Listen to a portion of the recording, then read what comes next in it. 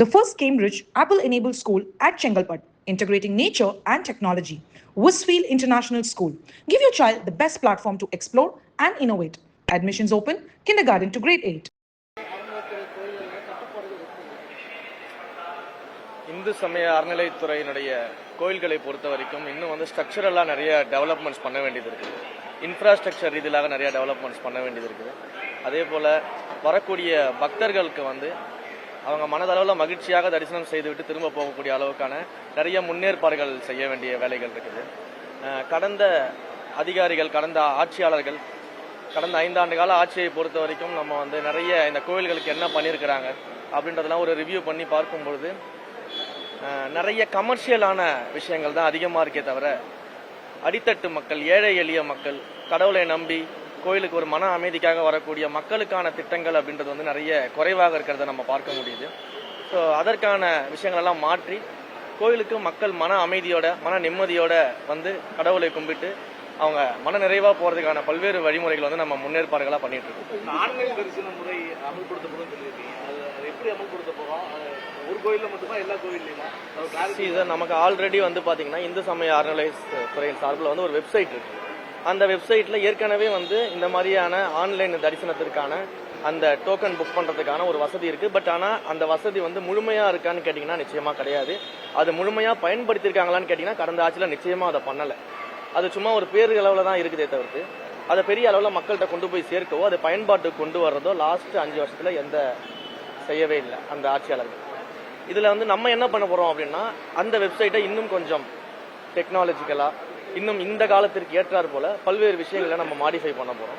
So என்ன அப்படின்னா, ஏற்கனவே இருக்கக்கூடிய அந்த தரிசனத்திற்கான டோக்கன்கள் வழங்குவதோடு மட்டும் இல்லாம கோயில்களில் பாத்தீங்கன்னா 60 வயதிற்கு மேற்பட்ட சீனியர் சிட்டிசன்ஸ் தரிசனம் செய்வதற்கான டோக்கன்களையும் அந்த இணையதளத்தின் மூலமாக எடுப்பதற்கு, குறிப்பாக பிரெக்னன்சி லேடிஸ் இருக்காங்க இல்லையா, அவங்க கோவிலுக்கு வரும்போது அவங்களுக்கான அந்த தரிசன டோக்கன்களை வழங்குவதற்கு, 6 மாத கை குழந்தையோடு வரக்கூடிய குழந்தைகள் பேரண்ட்ஸை கோயிலுக்குள்ள கூட்டு போறதுக்கான அந்த டோக்கன்கள் வழங்குவதற்கு, அதே போல மாற்றுத்திறனாளி நண்பர்கள் கோயிலுக்கு வரணும்னா அவங்கள சேஃப் அண்ட் செக்யூர்டா ஈஸியா கூட்டிட்டு போறதுக்கான டோக்கன்ஸ் வழங்குறதுன்னு இந்த மாதிரி பல்வேறு விஷயங்களை அதுல நம்ம ஆட் பண்ண போறோம். அதற்கான விஷயங்களையும் நம்ம அதுல ஆட் பண்ணணும் அப்படின்னு சொல்லிட்டு முயற்சிகளை மேற்கொண்டுட்டு இருக்கிறோம். அதே போல ஒவ்வொரு கோயில்கள்லயும் பாத்தீங்கன்னா ஒரு கெப்பாசிட்டி இருக்கு. 1 மணி நேரத்தில் இவ்வளவு பேர் தரிசனம் பண்ணிட்டு வெளியில வர முடியுன்ற ஒரு கெப்பாசிட்டி இருக்கு. ஏன்னா நம்ம திருப்பதி போலவோ சபரிமலை போலவோ ஸ்டாண்ட் அலோன் டெம்பிள் கிடையாது, தனிப்பட்ட ஒரு கோயில் மட்டும் கிடையாது. நமக்கு நிறைய கோயில்கள் இருக்கு. அப்ப 40,000க்கும் மேற்பட்ட கோயில்கள் இருக்கும்போது அதை நம்ம பல்வேறு கிளாசிபிகேஷன்ல பிரிச்சு வச்சிருக்கோம். அதோட வருவாயை பொறுத்து பிரிச்சு வச்சிருக்கோம். அப்ப அந்தந்த கோயில்களின் கெப்பாசிட்டிக்கு ஏற்ற மாதிரி ஒவ்வொரு மணி நேரத்திற்கோ இல்ல 2 மணி நேரத்திற்கோ எத்தனை பேர் தரிசனம் செய்ய முடியும் அப்படின்ற ஆய்வுகளை மேற்கொண்டுட்டு இருக்கிறோம். அப்ப அந்த அடிப்படையிலான அந்த டோக்கன்களின் எண்ணிக்கையை நம்ம நம்முடைய வெப்சைட்ல இன்கார்பரேட் பண்ணி அந்த அளவிலான எண்ணிக்கையில பக்தர்களை தினசரி தரிசனத்துக்கு அலோவ் பண்றதுக்கான முயற்சிகள்ல நம்ம ஈடுபடுறோம். இதன் மூலமா இப்ப நீங்க தினசரி நியூஸ் வருது இல்லையா, திருவண்ணாமலையில திடீர்னு கூட்டம், வார இறுதி நாள்ல கூட்டம் வந்துருச்சு, திருச்செந்தூர்ல திடீர்னு ஒரு முக்கிய விழாவில் கூட்டம் வந்துருச்சு, பழனியில திடீர் கூட்டம் நெரிசலாகுது. அப்ப இந்த மாதிரியான இந்த கிரவுட் மேனேஜ்மெண்ட் இஷ்யூஸை நம்ம இந்த ஆன்லைன் போர்ட்டல் மூலியமா சரி பண்ண முடியும். அதே சமயத்துல இது எல்லாமே ஆன்லைன்ல வழங்கப்படும் பொழுது யாரும் இவ்வளவு டோக்கன்கள் தான் இருக்குன்னு நமக்கு தெரியும். இப்போ ஒரு கோயிலுக்கு ஃபார் எக்ஸாம்பிளுக்கு எடுத்துக்கிட்டோம், அந்த கோயில 2 மணி நேரத்துல 1000 பேருக்கு தான் நம்ம டோக்கன்ஸ் கொடுக்குறோம் அப்படின்னா அந்த 1000 டோக்கன்கள் இணையதளம் வாயிலாகவும் குறிப்பாக ஒரு தப்பான ப்ரொபகண்டாவும் பண்ணிட்டு இருக்காங்க. இது இணையதளம் மட்டும் கொண்டு போயிட்டீங்கன்னா அடித்தட்டு மக்கள் என்ன பண்ணுவாங்க, எங்களுடைய மாண்புமிகு தமிழ்நாடு முதல்வருடைய அரசு எப்போதும் அடித்தட்டு மக்களையும் ஏழை எளிய மக்களையும் மனதில் வைத்து தான் எல்லா முடிவுகளையும் எடுக்கும். இது இணையதளத்துல மட்டும் கிடையாது, நிச்சயமாக இணையதளம் பயன்படுத்த தெரியாதவர்களுக்காக கோவில்கள்லயே கவுண்டர்கள் அமைக்கப்பட்டு அவர்களுக்கான டோக்கன் வழங்குவதற்கான அந்த நடைமுறைகளை பற்றி நம்ம பார்த்துட்டு இருக்கிறோம். அதே போல உள்ளூர் மக்கள் தரிசனம் செய்வதற்காக அவர்களுக்கான என்னென்ன ஃபெசிலிட்டி செய்யறதுன்றதை பார்த்துட்டு இருக்கோம். இப்படி பல்வேறு கோணங்கள்ல நம்ம அதை ஆய்வு பண்ணிட்டு இருக்கோம், அந்த வெப்சைட்டை டெவலப் பண்ணிட்டு இருக்கோம்.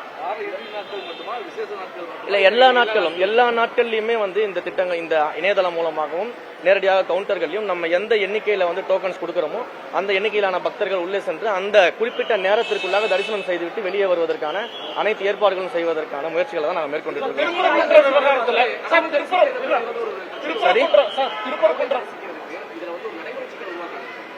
இல்ல நடைமுறை சிக்கல்னு நீங்க பாத்தீங்கன்னா, அப்ப தினசரி இவ்வளவு கூட்டம் அதிகமாயிடுச்சு, இவ்வளவு பெரிய கிரவுட் மேனேஜ்மெண்ட் பண்ண முடியாம அரசாங்கம் தவிக்குது, இவ்வளவு கூட்டம் மேனேஜ் பண்ண முடியல அப்படின்ற சூழ்நிலைக்கு வரும்போது அதற்கான கவுண்டர் மெஷர்ஸ் நம்ம பண்ணி தானே ஆகணும். அப்ப நடைமுறையில நம்ம இதை கொண்டு வரும்போது அதற்கான சாதக பாதகங்களை பார்த்து அதற்கேற்றார் போல சில மாற்றுகளையும் நம்ம செய்து கொள்ளலாம். கட்டண தரிசனத்தையே ரத்து செய்யணும் அப்படின்னு இந்து முன்னணி பல அவர்களை வலியுறுத்தி ஏன்னா இறைவனை தரிசிக்க போகும்போது அதுக்கு கட்டணம் தேவையில்லை. இப்போ கட்டண தரிசனம் ரத்து செய்யணும் அப்படின்ற சூழலில் இன்னொரு டோக்கன் சிஸ்டத்தில் கட்டணம் வசூலிக்கப்படுவோம். அது எப்படி இல்லை, இப்போ ஆல்ரெடி கடந்த ஆட்சிகள்லேருந்து நீங்கள் பார்த்தீங்கன்னா பெய்டு தரிசனம் இருக்கு, ஃப்ரீ தரிசனன்ற அந்த கான்செப்ட் எல்லா கோயில்கள்லயுமே இருக்கு. அது உங்களுக்கு தெரியும்.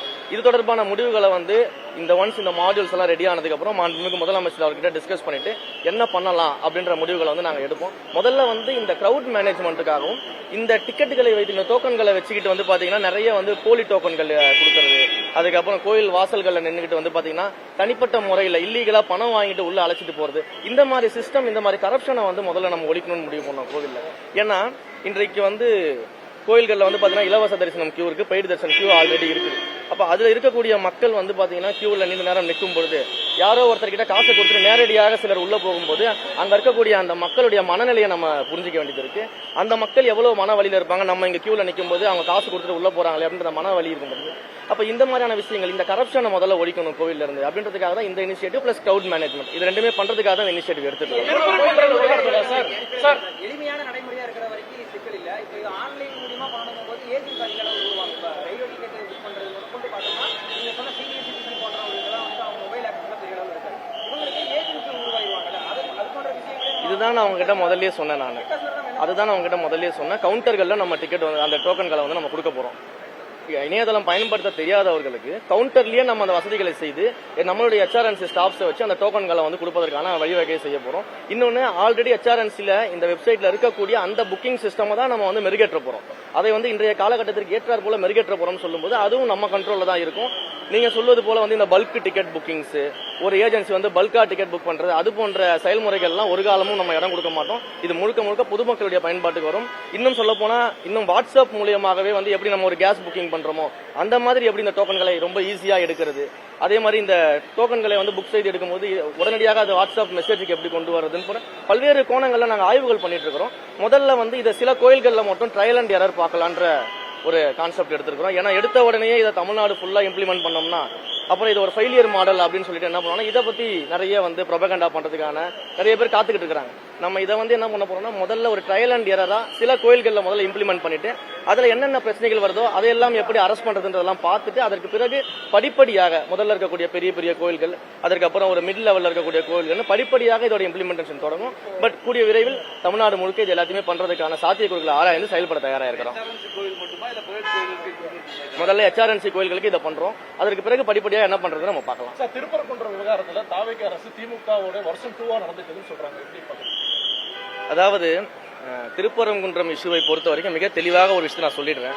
நான் இந்து சமய அறநிலைத்துறையின் அமைச்சராக இந்த துறையினுடைய அட்மினிஸ்ட்ரேஷன் என்னவோ அதை நான் பார்த்துக்கிட்டு இருக்கேன்.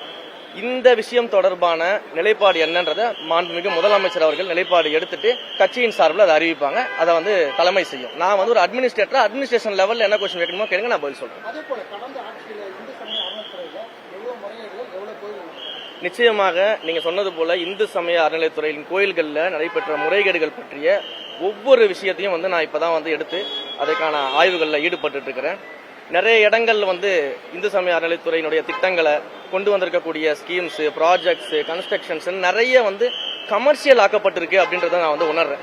அப்ப இதை யார் செஞ்சாங்க, எதற்காக செஞ்சாங்க, இதுல யாரெல்லாம் பயனடைஞ்சிருக்கிறாங்க, இத மாதிரியான பல்வேறு விஷயங்கள் ஒவ்வொரு விஷயங்கள்லயும் அன்னதானமாக இருக்கட்டும், இல்ல நிறைய கன்ஸ்ட்ரக்ஷன் ஒர்க்ஸ் பண்ணதாக இருக்கட்டும், இல்லை இந்த கோயில்கள்ல இருக்கக்கூடிய உண்டியல் காணிக்கைகளாக இருக்கட்டும், இல்ல தங்கங்களை உருக்கி அதை டெபாசிட் செய்ததாக இருக்கட்டும்னு பல்வேறு விஷயங்களை இப்பதான் ஆரம்பிச்சு ஒவ்வொன்றா பார்த்துக்கிட்டு இருக்கிறோம்.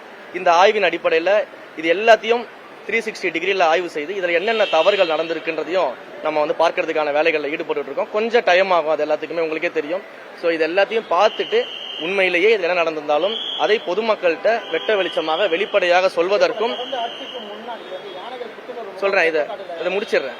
ஸோ இதை பொதுமக்கள்கிட்ட வெளிப்படையாக இந்த மாதிரியான முறைகேடுகளை மக்கள்கிட்ட கொண்டு போய் சேர்க்கிறதற்கும் அந்த முறைகேட்டில் ஈடுபட்டவர்கள் யாராக இருந்தாலும் எவராக இருந்தாலும் எப்பேர் பெரிய ஆளா இருந்தாலும் அவர்கள் மீது தண்டனை எடுக்கப்படும்ன்றதை மிக தெளிவா சொல்லிக்கிறேன். குலதெய்வங்கள் நிறைய அமைச்சர் நிர்மல்குமார் இன்றைய அரசு நடவடிக்கை எடுத்தாங்க, அதை பின்பற்றுவோம் சொல்லியிருந்தாங்க. நீங்க வேற ஒரு கருத்து சொல்றீங்க. வேற ஒரு கருத்தை சொல்லலையே. முதலமைச்சர் என்ன முடிவு எடுக்கிறாரோ அதை வந்து எங்கள் கட்சியினுடைய தலைமை கழக செய்தி தொடர்பாளர் இருக்கக்கூடிய மாண்புமிகு அமைச்சர் அவர்கள் சொல்லியிருக்கிறாரு. அந்த கான்செப்டை தான் நம்ம பார்க்க வேண்டியது இருக்கு. நான் அஸ் அட்மினிஸ்ட்ரேட்டரா என்ன விஷயங்கள் இருக்கோ கேளுங்க, பதில் சொல்றேன்னு சொல்றேன். கட்சியை பொறுத்தவரை டிவிகே வந்து ஒரு ஃப்ரெஷ் பிளட்டா வந்தீங்க. இப்போ மாற்று கட்சியிலிருந்து வரக்கூடியவங்க எல்லாரும் வரும்போது இந்த கட்சிக்கான யூனிக்னஸ் தனித்துவம் போயிடும் அப்படிங்கிற மாதிரி தான் சொல்றாங்க.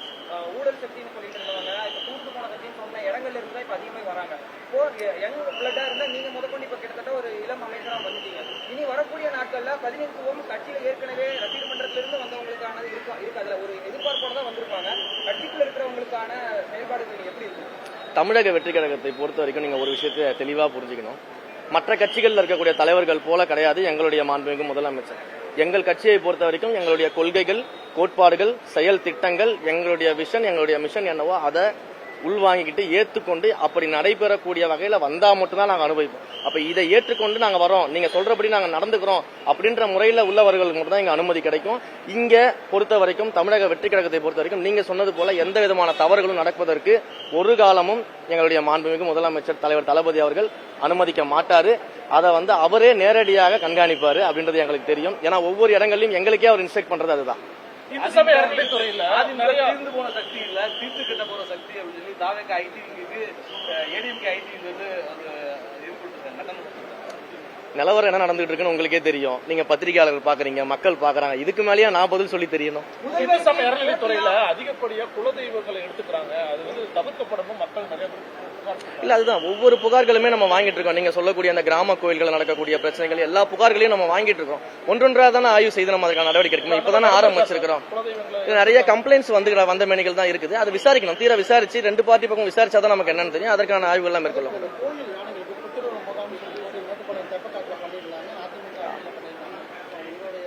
மாண்புமிகு தமிழ்நாடு முதலமைச்சர் அவர்களிடம் வந்து இந்த விஷயத்தை நான் சொல்லியிருந்தேன். கடந்த முறை வந்து டிபார்ட்மெண்ட் மீட்டிங் போகும்போது சார்ட்ட சொல்லியிருந்தேன். பல ஆண்டுகளாக இது நடக்காம இருக்குது. அதே போல நிறைய யானை பாகன்கள் வந்து இதை வந்து ரிக்வஸ்ட் பண்ணி கேட்கறாங்கன்னு சொல்லும்போது மாண்புமிகு தமிழ்நாடு முதலமைச்சர் அவர்கள் உடனடியாக அதற்கு என்ன நடவடிக்கை இருக்குமோ எடுத்து அந்த யானைகளுக்கான புத்துணர்வு முகாமை நடத்துங்கன்னு சொல்லி உத்தரவு போட்டிருக்காரு. அதற்கான பணிகள் மேற்கொள்ளப்பட்டு அபிஷியலாக அறிவிக்கப்படும். திருச்செந்தூர்ல என்னென்ன முறைகேடுகளை கண்டுபிடிச்சீங்க சார்?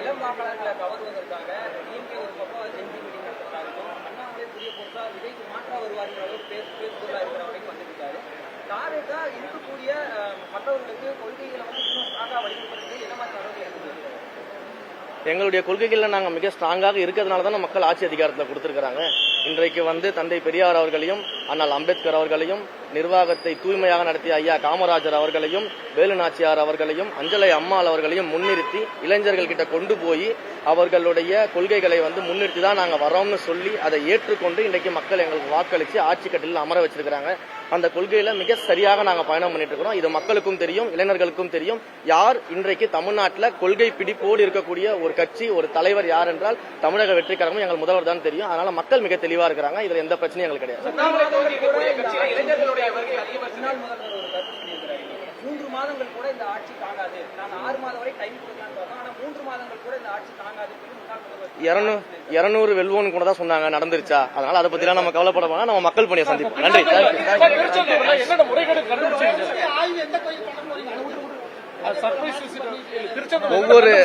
ஒவ்வொரு கோயில்கள்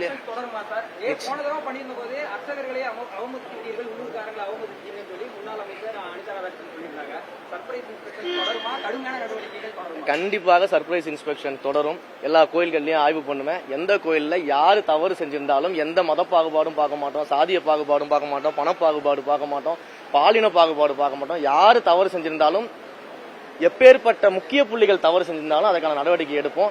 இதையெல்லாம் வைத்து அரசியல் செய்வதுதான் திமுகவுடைய வழக்கமாக இருக்கிறது. தந்தை பெரியாரை பின்பற்றியவர்கள் இன்றைக்கு என்னை சாதி பெயரை சொல்லி கூப்பிடக்கூடிய அளவுக்கு வந்திருக்கிறாங்கன்னா எந்த அளவுக்கு அவங்க கொள்கையிலிருந்து நீர்த்து போய் தங்களை காப்பாற்றிக் கொள்வதற்காக பேசிக் கொண்டிருக்காங்க. இது ஒரு வெட்ட வெளிச்சமான உதாரணம். நிச்சயமாக நடவடிக்கைகள் தொடரும். கோயில்கள் வந்து தூய்மையாக்கப்படும். கோயில்கள் வந்து மக்கள் மன நிம்மதியோடு வந்து சென்று கடவுளை வணங்கக்கூடிய ஒரு இடமாக மாற்றி அமைக்கப்படும். நன்றி. The first Cambridge Apple-enabled school at Chengalpat, integrating nature and technology. Westfield International School. Give your child the best platform to explore and innovate. Admissions open, kindergarten to grade 8.